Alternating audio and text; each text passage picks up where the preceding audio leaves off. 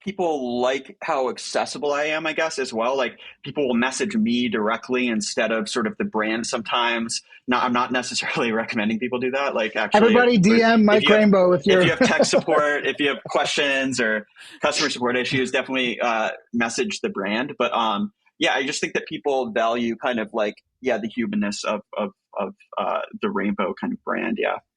Have you given any thought to legally changing your name to Mike Rainbow? I have. That's not his name? I have. Oh, I thought it was. No? It Oh, would be sorry. Yeah, I hilarious. definitely have. I definitely have. I mean, I don't know. Maybe that's what if this bull run, if if we go to the moon, guys, that might be something that I That might be the do, thing. and it might mark the top. Yeah. So if I change my name, if I legally change my name Sell to everything. Mike Rainbow, you should consider selling everything. Yeah. Can we get a notification in the app when that happens? Yeah, you'll know. You'll know. Welcome back to ZeroPod, a CC0 podcast about enjoying nouns and enjoying Ethereum. I'm your host, Tony Hawk. My co-host today is Prof Werder, aka the Nounish Professor, and our guest today is the legend himself, Mike Demarais, aka Mike Rainbow, aka the founder of Rainbow Wallet. What's up, Mike? What's up, dude? Huge props to you for saying my last name correctly. That's rare. Yeah. I actually had to stop myself. I think we've had this conversation on the Bird app before, but I had to stop myself not doing it too French because I live in a kind of a very bilingual area of Canada, and so I'm very Mike Demarais would be how we'd say it here. But yeah, I'm pretty sure don't the Demarais in Montreal, like, aren't they like kingpins? Yeah, I've heard stories about the Demarais. It's some like Illuminati family or something like that. No, up in Quebec, you're right. They're like I'm not related to them. Yeah, no, yeah, you're like the mob family of Montreal. Yeah, that's why you were shredding documents before the start of the show. Yeah, I was making coffee for everyone who doesn't know. I love it. But what's up, guys? I'm super hyped to be here. Thanks for having me. I've been a longtime fan of the energy that you guys kind of, put on the timeline. I feel like you guys, help make the space like fun and special and vibrant. Yeah. Well, thank you. We appreciate that. That's what we've been trying to do because, for a lot of people, when they drop in this space, it can be overwhelming, especially if their original introductions to the space was something terrible like FTX or whatever. We try to be a little bit of color, a little bit of fun, a little bit of positivity on the crypto timeline, bring some fun on chain. So this is a nounish podcast, and of course, nouns are people, places, and things. So we always like to start with the people and move on from there. We'd love to hear a little bit about your story, if you wouldn't mind sharing, Mike. Like, how did you end up here? That makes it sound bad, but like, how did you end up here? How did any of us end up here? Yeah. I mean, let me think. I guess, I've always been a computer kid. I grew up in Massachusetts. Was always a computer kid. I started, working as an engineer when I was like 20 or something like that. But really what got me into crypto was I spent a number of years building or like working on sort of B2B SaaS products, just like random startups. And I found myself in like 2017, 2018, sort of like being a bad employee because I was just spending way too much time, like during work hours, like following crypto. And I realized, like I'm not passionate about this B2B SaaS sort of products that I was working on or whatever. And crypto really scratched an itch for me where like I have always been really into like history and kind of like sort of politics and like geopolitics, things like this. And crypto to me is actually like the perfect kind of intersection between like technology and geopolitics almost, you know what I mean? Mm-hmm. So yeah, the great leveler in a way, right? Yeah. And yeah, so in like 2018, I quit my job and decided to go full-time in crypto. And there's been no looking back since then. The quick rundown. What's the first thing you did in crypto? Like what's your early, everyone has their early degen memory of how they kind of fell down the rabbit hole. What was it for you? Well, I had heard of Bitcoin like super early, but I actually thought that it was a joke or a scam. So like for the first year or two that I had, because I saw Bitcoin kind of like come out on Hacker News, and I was like, oh, this is funny. This is going to fail. Or like, you know what I mean? Like this has some catch that sort of like is going to sort of, like wreck everybody once sort of the bug happens or something. But really, I think that the first sort of thing that brought me down the rabbit hole was the darknet and just buying weed on the internet with Bitcoin. There it is. There it is. Yeah, I definitely did that, and it was great. Someone should make a site like fees.wtf, except it just shows you how much today's dollars you've spent on weed. Yo, dude, that would be hilarious. But yeah, oh man, I don't even know how to do that. Jeez, if I could even, I don't even want to know how much I spent in Bitcoin terms. You probably don't want to know. Similarly, I don't go to fees.wtf either anymore. I don't want to know. I mean, I'm living that L2 life now, but still. Me too. Yeah. It's crazy how infrequently I'm transacting on mainnet these days. But yeah, I think that it was like the darknet market sort of pulled me further down the rabbit hole. But I always credit 0x, like the 0x protocol, as being really the first thing that made me understand Ethereum specifically. Because for a while I just sort of Ethereum didn't click for me until I sort of wrapped my head around what 0x was trying to build and sort of how composability is possible on Ethereum. What 0x is it's just like a protocol for sort of trading tokens in really any sort of way. It's a way to sort of broadcast a like a trade to a network, and other people can fill your order. But really, it was like coming from an engineering background, I'd worked with like open source packages and tooling in order to build my products. And 0x was like kind of the first thing that made me understand that, like that same kind of like composable modular types of applications can actually be built on top of Ethereum. And 0x was one of the first sort of like composable little building blocks that sort of clicked for me. They walked so Rainbow could run? Is that what you're saying? Yeah. Well, I don't know. I mean, it wasn't like, it was more of just like a sort of an aha moment, I guess. But like, I think that the stuff that really kind of, I think like, Ethereum pilled me was stuff like MakerDAO. I was like, MakerDAO was really one of the only dApps around when I first got into the space. And I was quite fascinated with Maker, how it worked, kind of their goals, their mission. Yeah. Just I wanted to dig in a little bit more on, so how do you get from MakerDAO and OX to Rainbow? Like what inspired you to jump into creating a wallet? Like that's a big lift. It's a big lift. Yeah. Well, so one of my co-founders and I, Christian, he and I sort of, so he's like the designer at Rainbow. And he and I guess, have always like since being like kids, like been obsessed with consumer apps. So I think that like when we got into crypto, and I was just saying how much I liked MakerDAO, et cetera. It really quickly dawned upon us that, hey, like actually nobody can use these apps unless they have a wallet, right? And the wallet offering, the wallets in the market at that time were really unapproachable. And in our minds, it just felt like impossible that the wallets in the market then could sort of bring this tech to the mainstream.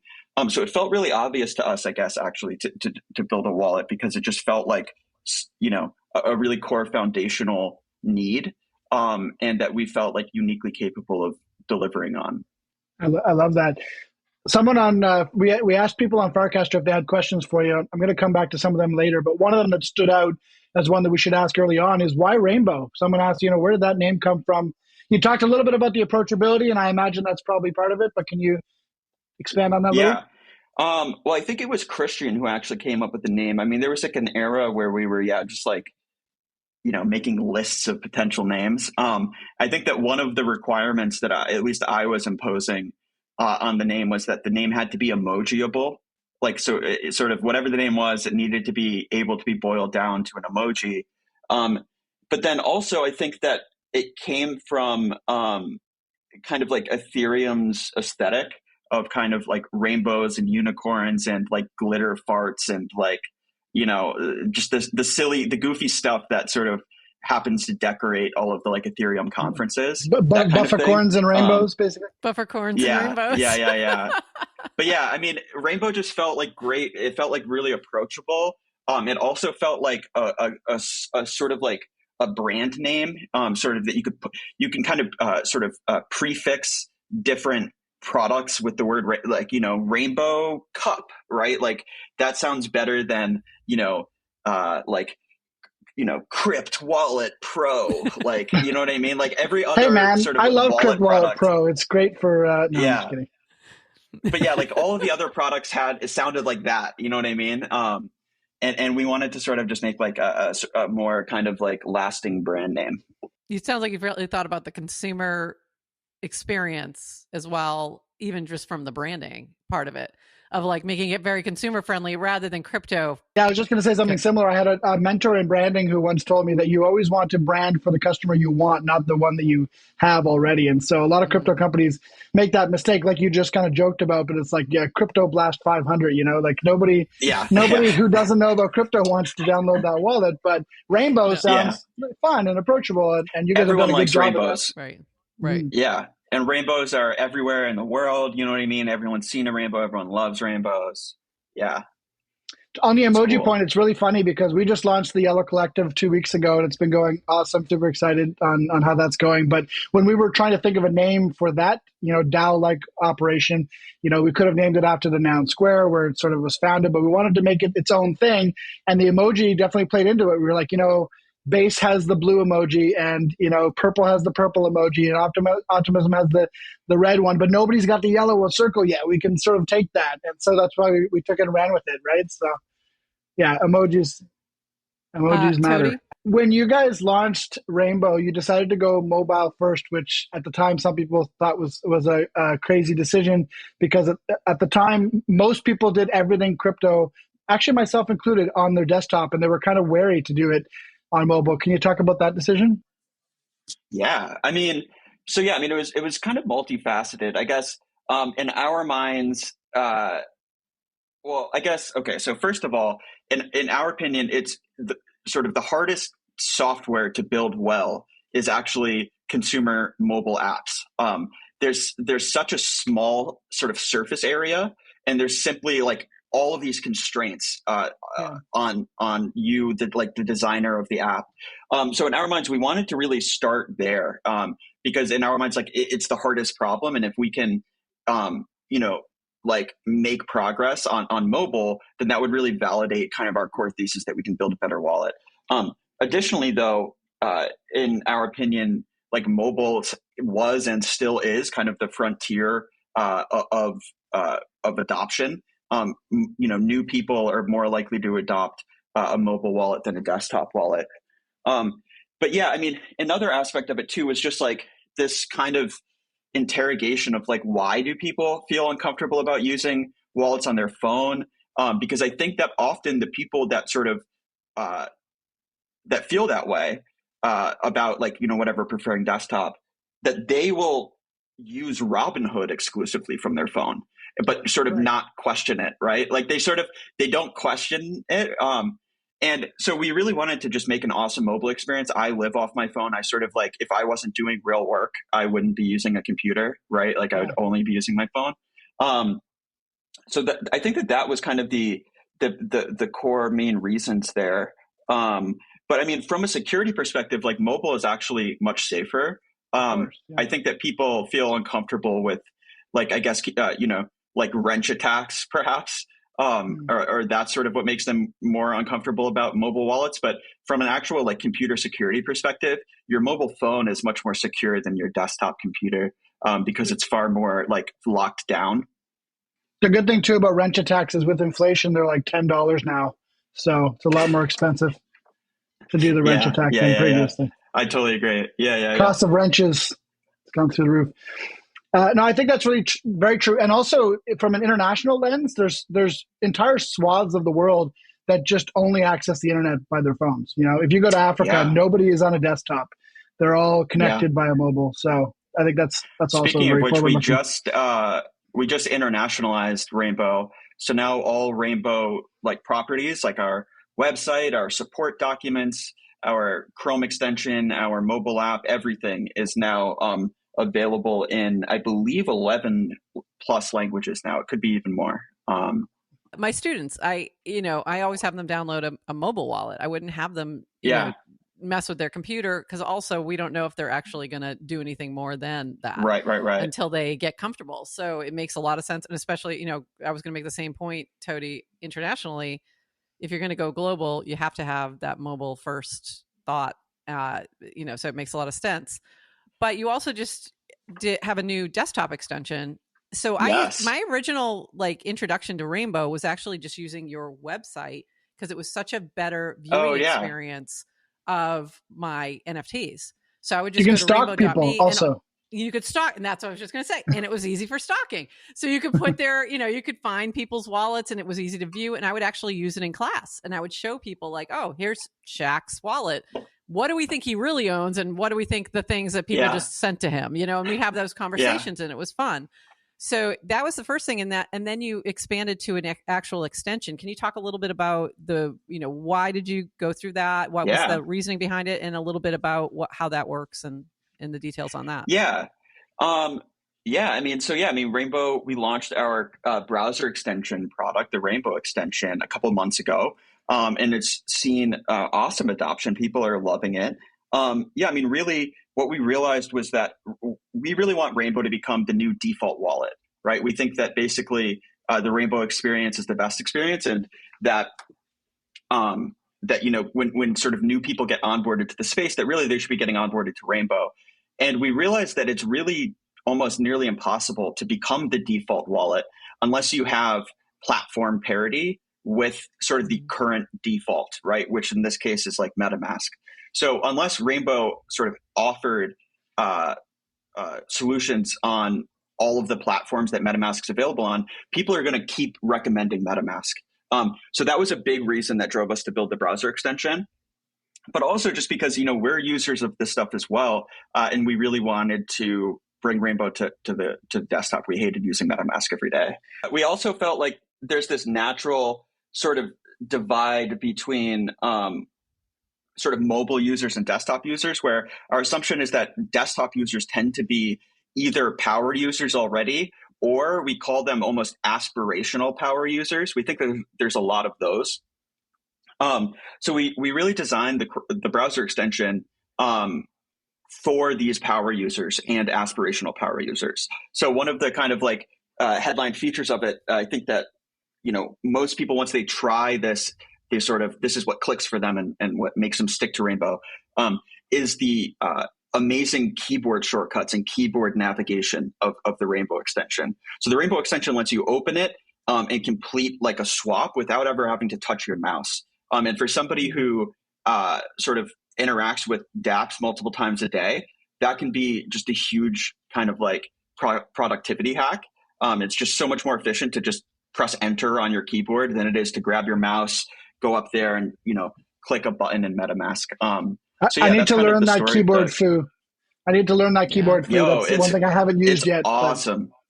Yeah, you really got to try it. It's one of those things where once you do it, there's kind of no going back. Like, Command Shift R is what pops open, or is it Option Shift R? Yeah, it's Option Shift R. Opens Rainbow. The thing I've liked the most about the extension so far is just the cross-chain nativeness of the wallet, which is something that the Fox app just does a terrible job at. And as someone who's constantly interacting on both mainnet and on several different L2s every day at this point, it's really annoying. Like, here's a good example. When we host our daily show, the Noun Square, we have the very first thing we do is settle the Nouns auction, which is on L1, right? So we have got to be on L1. And then immediately after we mint a Nomo together, and our Nomo collection is on Optimism. So I've got to be on Optimism, and then, shortly after that, we're talking about our Yellow Collective on Base. So I'm usually on 3 different networks within the first hour of my day. And MetaMask is terrible for that. So anyway, I've completely switched over to Rainbow for that, just because it's so much easier. Let's go. Yeah, the network switching. I think that we made a decision, I don't even know, a while ago, right, to really prioritize layer 2 support, right? So it's been sort of a requirement at Rainbow that everything we do now have sort of feature parity across networks, and we're treating all of these networks as like first class citizens. So it's been awesome to see people enjoying the L2 experience in Rainbow. We definitely thought a lot about it, and I think that actually is one of the differentiators right now for Rainbow is sort of its superior support for L2s. Definitely seems like a great like consumer focus, as well as like you're the user, so what you want, and then you can build for that too. And I think that makes a huge difference. Mike's just really building his dream wallet here. He doesn't care if anyone else uses it. He's like, Christian and I, Christian. I mean, my co-founder Christian, the designer, is also we're all actually just super avid power users of all of this stuff. I think that's what honestly has been the most fun thing about building Rainbow is it's really the first opportunity I've ever had to build a product for myself, really, right, that I would be a user of. And that was quite sort of exciting and refreshing after so many years of building B2B SaaS products. Yeah. You weren't the core demographic you were targeting? No. Do we have talked Christian a little bit about thank for the flying rainbows, by the way? Yes. The designer? Yes. Thanks, Christian. I love this. Fun fact, I don't know if you've ever seen the Nomo game that we play live on Spaces every day. Yes, I think you did. Yeah. We totally borrowed that. Our developer borrowed that from Rainbow. And every time you click, a little noun flies up in the air. Definitely inspired by that. So we've talked a little bit. We've talked a little bit about the Fox app and how it compares to Rainbow. You've actually been pretty outspoken, and Rainbow's been pretty outspoken about this being a vampire attack on MetaMask. So I'd love to hear a little bit about why you've taken that tact. Some people think it's good. Some people think it's like in bad taste. I personally think it's great. But why did you go so hard against MetaMask? I see. Yeah, I mean, well, I think that there are a lot of users out there who are sort of who are kind of like stuck in their ways, or just sort of like apathetic towards like better experiences. And really, I mean, we have data that shows that like when people try Rainbow, they prefer it, right? So we really wanted to create an incentive for existing MetaMask users to come over and try Rainbow. So I think that honestly that's just what it is. I think if you're the market leader, and you can't take a vampire attack, then that speaks badly of your product and your ability to hold your lead. So. Yes. I guess my philosophy is that it is always acceptable for David to take shots at Goliath. Yeah. I don't know exactly what people found distasteful about it. Honestly, I think it's just I think that we're just having like fun with it and kind of making jokes about like, fox hunting and like dead foxes and stuff like this. I don't know. We thought it was funny. I think it was funny kind memes. Of like, the vast majority, I think, enjoyed it. I just saw a couple tweets. There's always going to be a couple people who have something to say about everything, but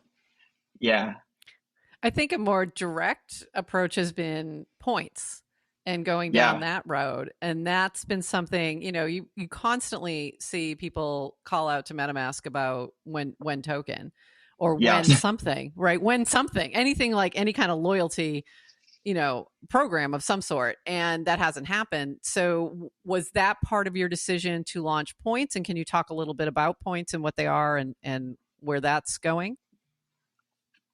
Yeah. I mean, Rainbow points are like, a fun kind of like internal reward system that we have at Rainbow where users can earn points for performing on-chain actions from any of the Rainbow products, as well as by referring their friends to Rainbow. How many points do you get, by the way, for having Mike Rainbow on your podcast? We were wondering about. That hasn't come up yet, actually. I can ask the team. Yeah, okay, I can ask the team.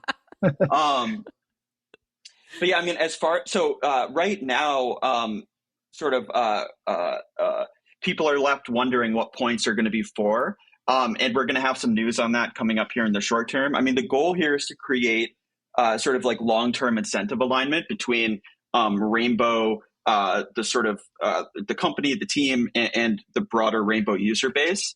So yeah, I mean, the idea here is, really, we also just felt like that users sort of need a little bit more to kind of switch products, right? I think that people are, again, just sort of apathetic, stuck in their ways using MetaMask. And we felt like Rainbow Points would be an effective way of kind of getting people to take the jump. But yeah, I think that there's a lot of sort of questions about what's next, what are Rainbow Points going to become? And we have exciting stuff planned for that. But yeah, more news on that stuff soon. I think it works. Like, I think humans are not that tricky to figure out, and we love these types of incentives, myself included. Like, that was actually, I've been a long-term Rainbow user, have used Rainbow as my main driver on my phone for a while. But when the extension came out, it did take me a little bit before I tried it out, just because I'm so used to using the Fox app in a specific browser. And as you know, it's difficult to use multiple extensions in the same browser. Yep. So for me, it was like literally taking the plunge at the same time, downloading Arc browser and downloading Rainbow. And the points definitely came into it. I was like, hey, it's time to give this a try. Hell so yeah. I think a lot of people had a similar experience. Yeah. Incentive worked. There you go. Yeah. Show me the incentive or whatever. There's the testimonial. Yeah. But yeah, I think people are going to be excited about what we do with points for sure. It's fun. It's fun. So, it's well designed too. I like checking my points. The little points tab is fun. We just we tried to make it even more fun. We recently sort of pushed the update that now like you can view each week's point drop like in that same almost like terminal experience. I like that. We felt like that would be more fun. Yeah. Less of a black box, because you don't want to really feel it's not fun as the consumer using it. It's not really fun to be like, oh, what did I not, what didn't I do this week? Exactly. Yeah. Let's talk a little bit about Farcaster, and I actually want to tie it back to. Sorry, you mean Fartcaster, right? I'm getting to that. But I did want to mention, one of the things that Dan Romero said, build for mobile. And I feel like you're very much aligned there. And that's one of the things he talks about as a mistake on his part of not putting that focus first. And the whole, 80% of the people are going to be on their couch doing these things, especially from a consumer, when we're talking more consumer crypto and commerce and things like that. So I think that was, it seems a very smart, approach, as well as you seem very aligned with sort of the Farcaster ecosystem. You've jumped in there. You've been an early user. What was your draw to that? And then we'll get into the other thing. Well, I definitely think that DWR is right about the whole building for mobile thing. I think that like his product in particular, like it was super important that they built on mobile. I think that like particularly social networks, those, I think people, of course, use those on their phone most frequently. What attracted me to it initially, I think, was actually, I think the way that Twitter's API was being run, sort of where it was even before Elon, but just like how Twitter developing products that used Twitter's API started to increasingly feel like risky and dangerous because it would either cost an insane amount of money or sort of like at any moment sort of they could rug your ability to access the API.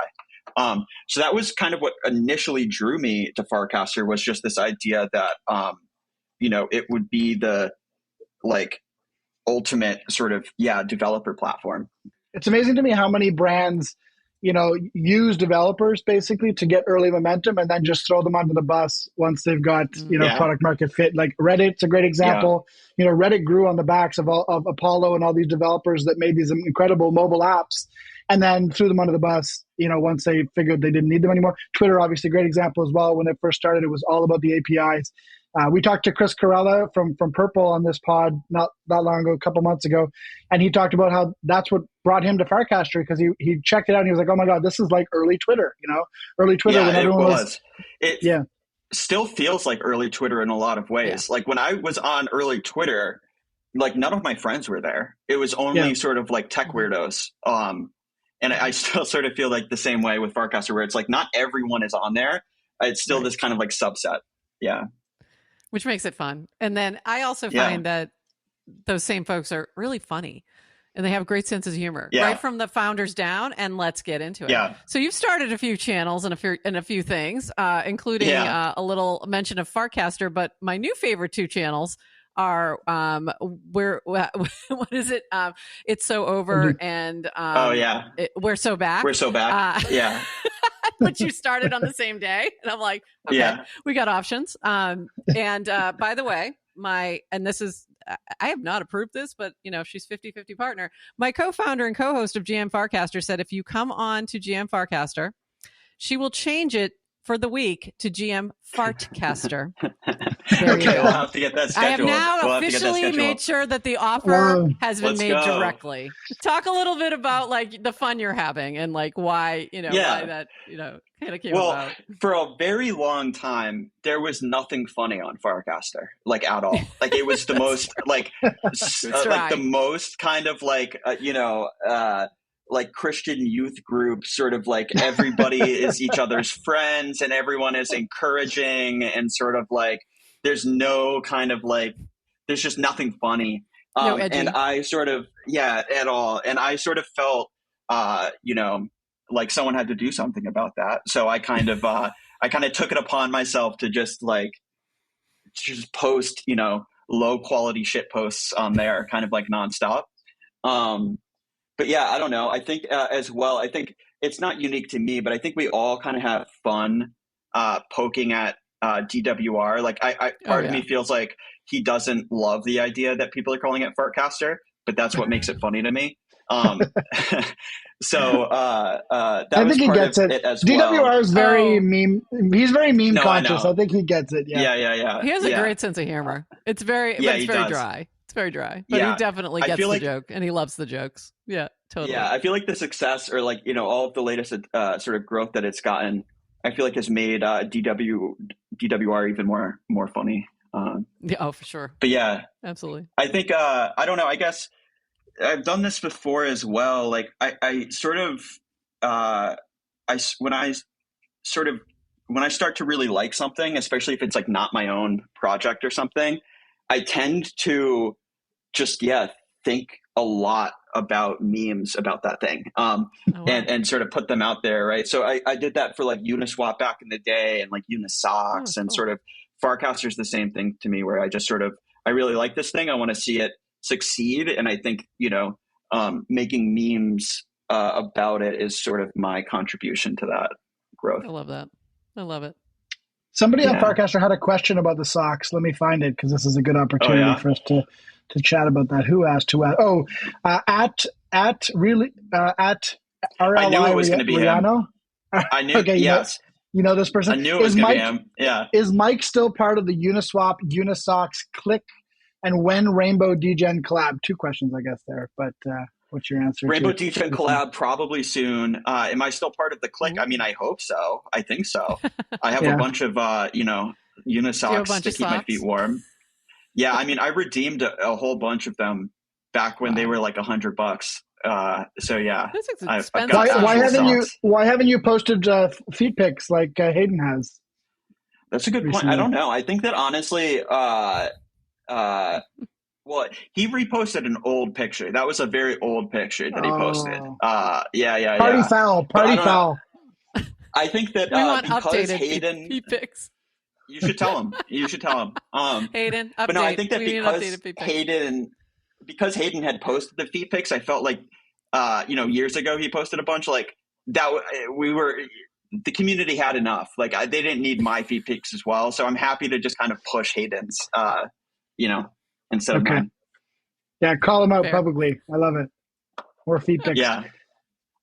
We've been talking a little about you having fun on Farcaster and also like representing the brand. That's actually one question I wanted to ask you is you've made a very intentional choice, in my opinion, to be, an unhinged founder, a founder that's just yourself all the time on chain. And I love that. And I think it's super approachable and I think it's working for you. Can you talk about whether that was an intentional choice or just the way you are or both? Yeah, I mean, I think it's just the way that I am.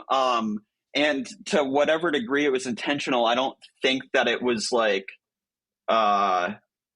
it's not like my co-founders were like, hey, let's do this. It was sort of like I think that for a very long time, I was really the only person like posting on the Rainbow brand Twitter account. And sort of therefore kind of the brand voice sort of became my brand, like my voice in a sense. So I think that was kind of the origins of it. I think that people, I guess coming, over the years though, we have become more intentional in trying to like recognize or identify what people value in that voice and sort of trying to carry it into our more sort of like formal or official kind of like comms. So, we try to speak, casually, we try to make jokes, we try to, we try to like break the mold of like corporate speak, I guess, I feel like we put a picture of like a dead fox with like rainbow guts coming out of it. You know what I mean? And that I feel like is not something many brands would do. Yeah. But I think that people sort of respect the kind of like I don't know, there's a degree to which it's like a little raw, right? Like we don't overthink it. We just kind of click send. And I think people value that. I've always thought that that's true, that people want to do business with, brands that they trust, and they trust people more than they trust headless brands really at the end of the day. Or headed brands. Authenticity too. You're just being yourself. And I think that there's a lot, especially younger generation, the authenticity goes a long way. Like if you're being yourself rather than being this very formal corporate blah blah blah, it's going to vibe more for sure. Yeah, I think that there's a lot of value as well in sort of having like I don't know, I think that people like how accessible I am, I guess, as well. Like people will message me directly instead of sort of the brand sometimes. Now, I'm not necessarily recommending people do that. Like actually, everybody DM Mike Rainbow if you have tech support, if you have questions or customer support issues, definitely message the brand. But I just think that people value kind of like the humanness of the Rainbow kind of brand. Yeah.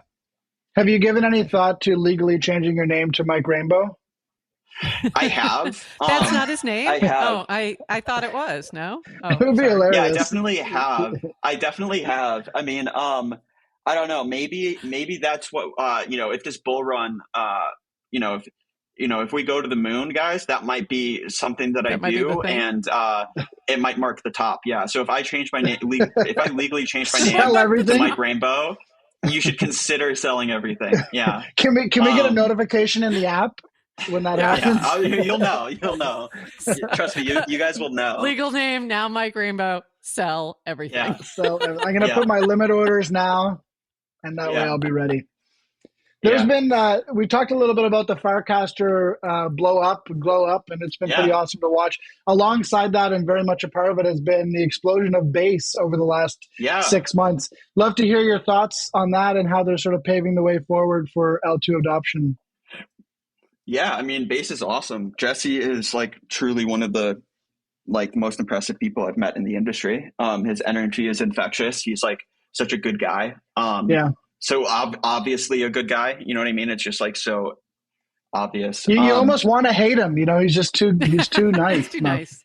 Just kidding, Jesse. We love you. Can't hate him. We love Jesse. Base has been super impressive, and it's really interesting to me to watch sort of the trend develop there, right? I wouldn't have expected it, frankly, right? Like Farcaster's on OP mainnet. I wouldn't have guessed that things played out this way. I think that, credit to Jesse for, sort of moving quickly and realizing the opportunity that sort of Farcaster and their introduction of frames represented. Like, I'm not even completely in the loop, but isn't Base like subsidizing sort of the relayer costs associated with frames? They have that was done something so, yeah. Yeah, that was something that there's a couple. Syndicate also did some. So there's definitely a few different bodies, but they also they sponsored like a bunch of food for some of the hackathons. And you're right, definitely like Jesse's had his ear to the ground. And a bunch of bounties. There's a bunch of Base bounties as well, and they've done some funding of developers. They have a chat that's just for Base, anyone who's developing frames on Base. So they're putting resources behind that in implementation, and he's really it's been impressive to see how quickly things have moved and what's happened since. So props to Jesse for sort of capturing that opportunity. But yeah, I mean, I'm really hyped about it. At this point, I feel like Base has one of the more interesting sort of ecosystems of like meme coins and NFTs. And that's awesome. I've been like waiting, for there to kind of be this momentum and sort of like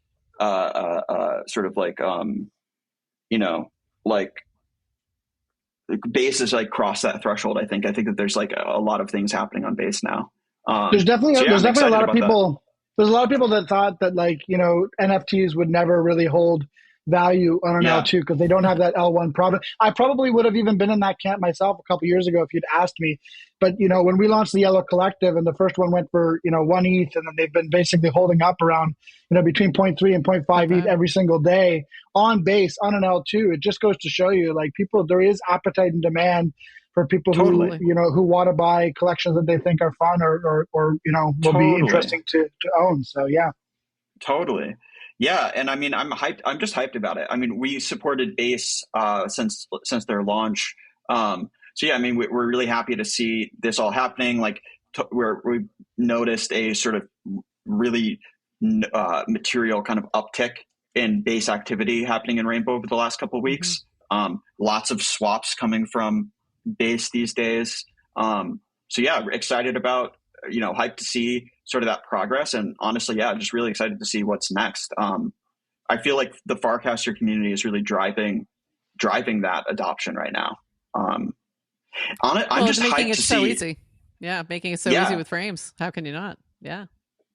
I've been seeing sort of an awesome influx of people to Farcaster lately. Like, I think that like it or not, like the sort of the tokenization stuff that's been happening on Farcaster has attracted a lot of more traditional like crypto native market participants, and it's been awesome to see all those types of people get involved. Sort of a lot of my friends from crypto Twitter have been joining, and it's been great to see sort of everything click for them finally. And by contrast, Twitter X is getting a little quiet. Is it just me, or it feels quiet over there these days? I don't know. I'm not there that much anymore. Have you seen my flippening? Many such cases. I have 16 hours on Warpcast and 2 on Twitter now. It's weird. It's crazy. A week. Yeah. I still use both, but yeah, I mean, I'm definitely, I sort of by default, my mind thinks in casts. I'm more likely to cast something first and then tweet it second these days. Yeah. Same. For sure. Same. That's a big psychological threshold, I think, and it happened to me too recently. Yeah, because you go where the networks are, right? That's how network effects work. You go where you think people are going to engage and have conversations, and now it's kind of. Go ahead. Well, I was going to say, you guys are some, you guys are, I think, really essential in the Nouns community. At this point, is the Nouns? Would you guys say that the Nouns community is fully sort of transitioned, or what's your guys' kind of state of the Nouns union here? How much of the community is still sort of Twitter centric? What's kind of I would say almost none. I actually the Noun Square, the fact that the Noun Square is still on Twitter, we've got almost 10,000 followers there, but we're actually trying to move ourselves over to Farcaster now. But aside from the Noun Square, pretty much everything else is happening on Farcaster. And credit to Noun 40 and some of the other leaders in the space who really pushed us when the Discord was deleted by the Nounders. back in the fall of not last year, but the year before.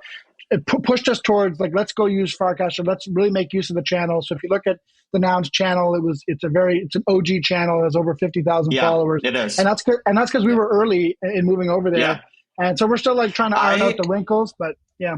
I've always hated Discord, and I'm really happy to see Farcaster like building tools that can effectively sort of replace Discord for these types of communities. I think that channels honestly are a great alternative to Discord for like NFT communities, things like that.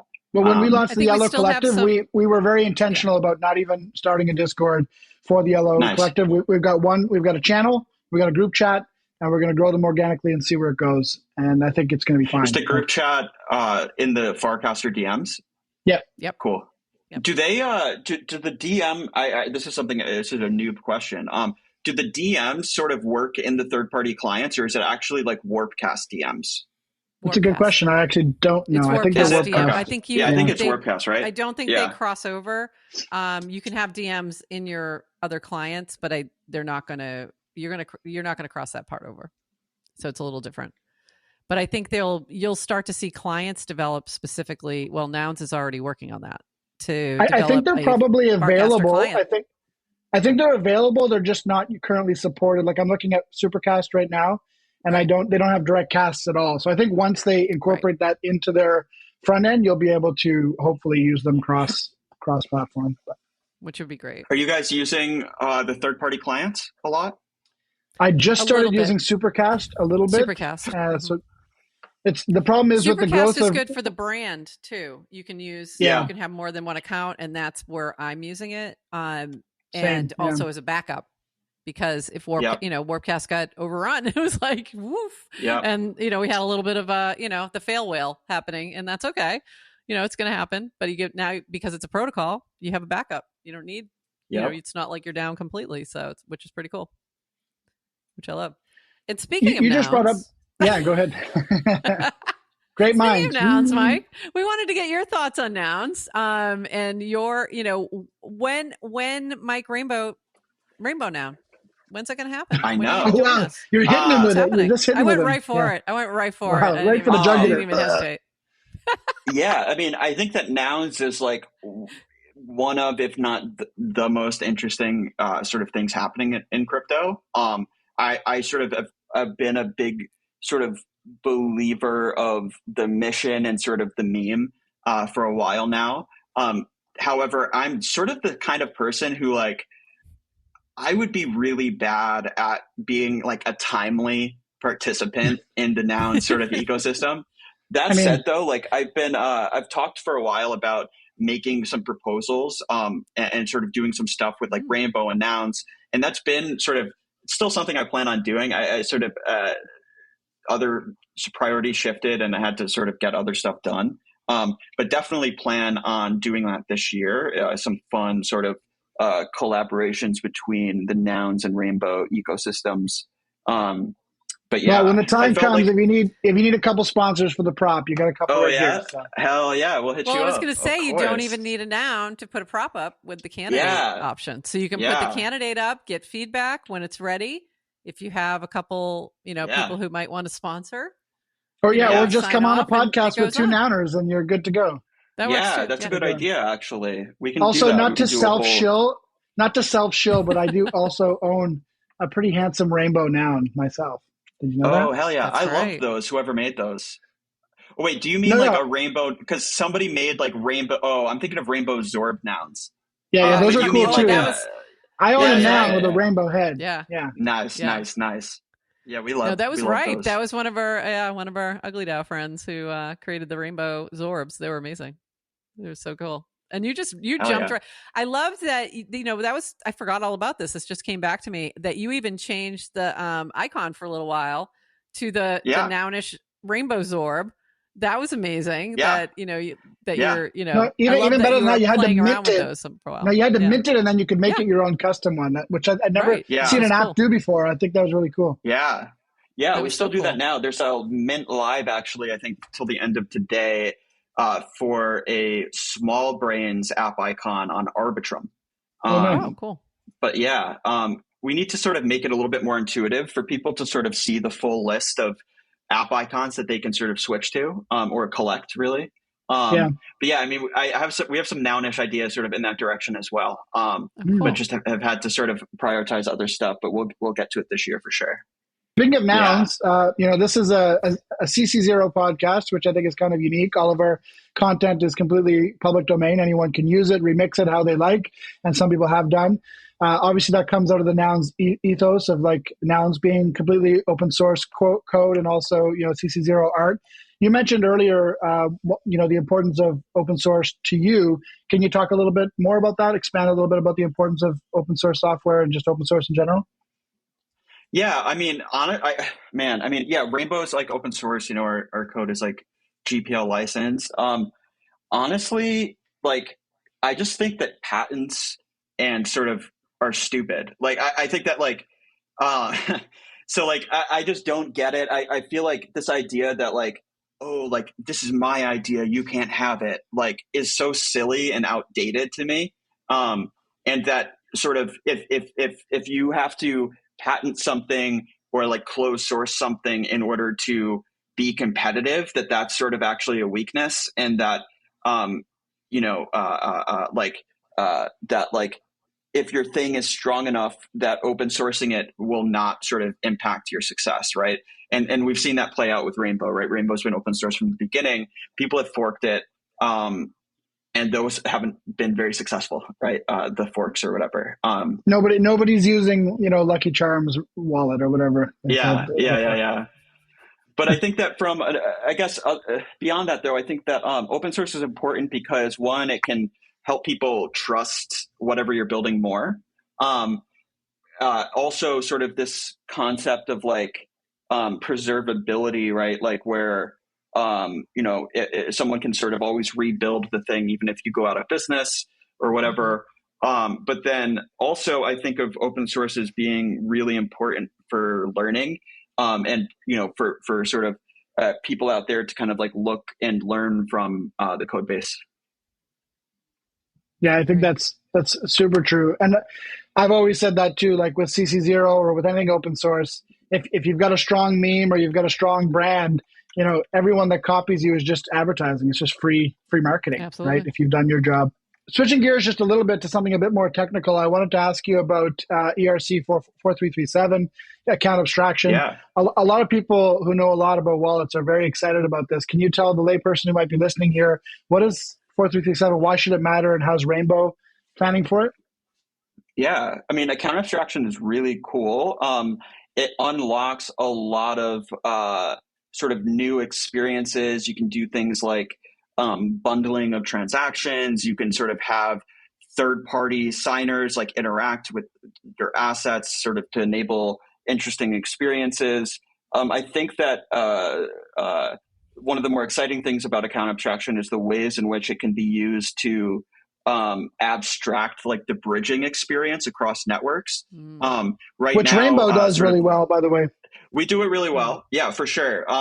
But like, for example, with 4337 and like paymasters, right, you can actually provide an even smoother experience. All that said, like, yeah, I mean, so account abstraction is objectively a better user experience, but we also think that EOA wallets are Lindy, and that sort of the average crypto native participant is sort of a little bit slow to embrace brand new paradigms.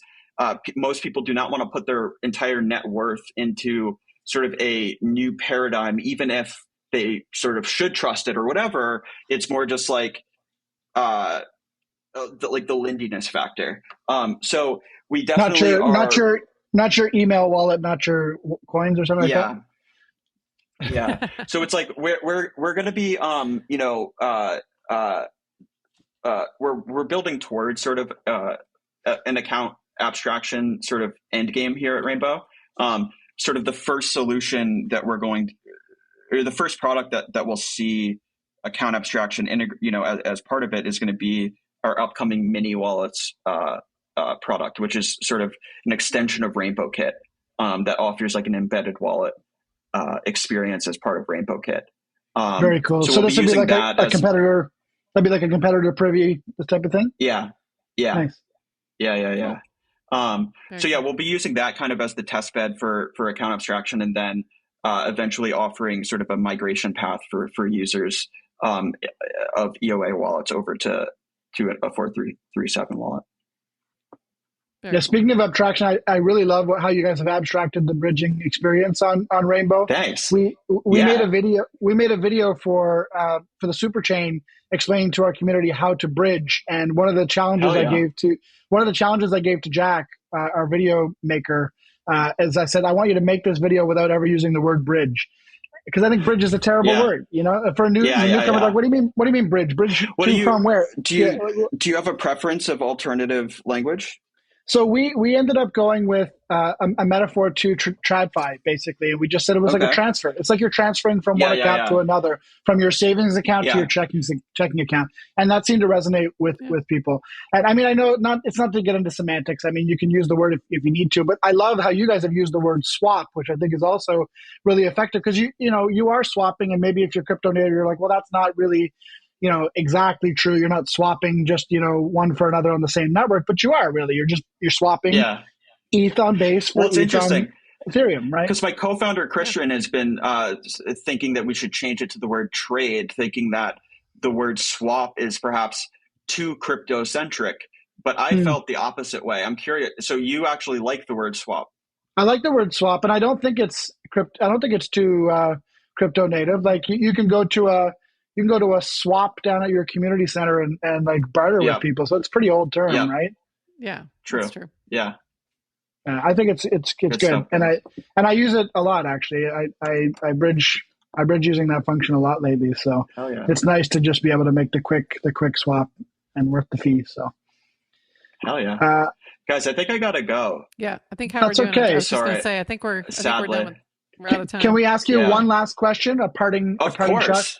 All right. Well, we just want to ask you, we usually do ask people this as the last question of the pod, but what can we expect? What are you most excited about from Rainbow this year? Hit us with the best exciting thing about Rainbow this year. And feel free to drop any alpha. Yes. Yeah. I'm really excited about us launching mini wallets, but also really excited about some of the announcements coming up regarding Rainbow Points and sort of what's next there. So I think definitely stay tuned. That's the future of Rainbow Points is what I'm most excited about. Sounds good. And maybe a DGen collab. We heard that earlier. So yes, we're working on that. Love it.